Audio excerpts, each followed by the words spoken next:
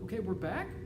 Let's finish up our brief look to a Skylark. Again, we're spirit here, just as before with west wind, spirit. Now, you might have started to notice some common threads, right? The wind referred to as a spirit. We can't see the wind, but we know it's there, right? It's a force that moves. Shelley cannot see the Skylark, but he knows it's there. He can hear it.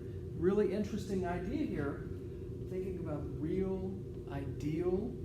So let's jump back in.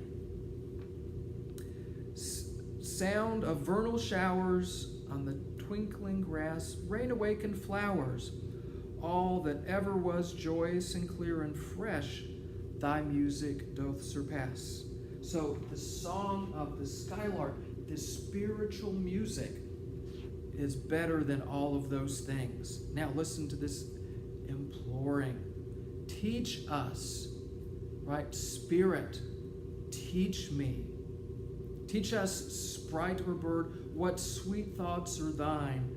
I have never heard praise of love or wine that panted forth a flood of rapture so divine, right? Teach me. Teach me. Now, why does Shelley want this spirit to teach him, right? Shelley recognizes that here where he is, and here is where the spirit is. What objects are the fountains of thy happy strain? What fields or waves or mountains? What shapes of sky or plain? What love of thine own kind? What ignorance of pain? Shelley recognizes the limitations of our world, right? Of being chained and fettered, all the imperfections. This bird doesn't know anything about pain. With thy clear, keen joyance, languor cannot be. Shadow of annoyance never came near thee.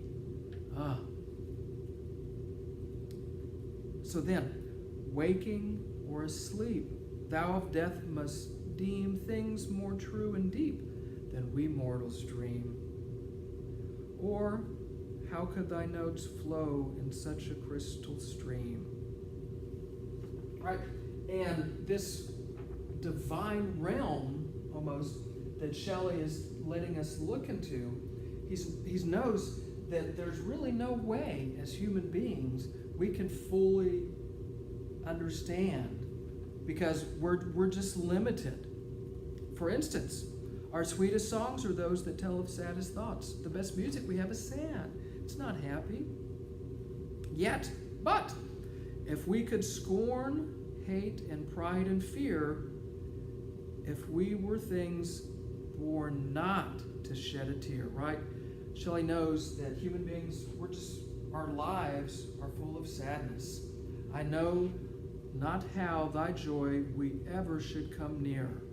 Better than all measures of delightful sound, better than all treasures that in books are found. I love that. Thy skill to poets were thy scorner of the ground, right? This ideal spiritual form scorns. Teach me what? Half. Shelley doesn't say, teach me everything, Spirit. Nope. Just give me half of what your brain must know. And if that would happen, such harmonious madness from my lips would flow. The world should listen then as I am listening now. Shelley recognizes, right, where we are. We're trapped, right, in the confines of limitations of our world. And therein, we only get glimpses of the divine. And Shelley wants not all of that, but just give me half of that. Could you do that for me, Spirit? Wow. So again, we're seeing the connections here. What Shelley is doing, exploring the difference between these worlds, limitations, spirit, these transcendent forces with Percy Shelley.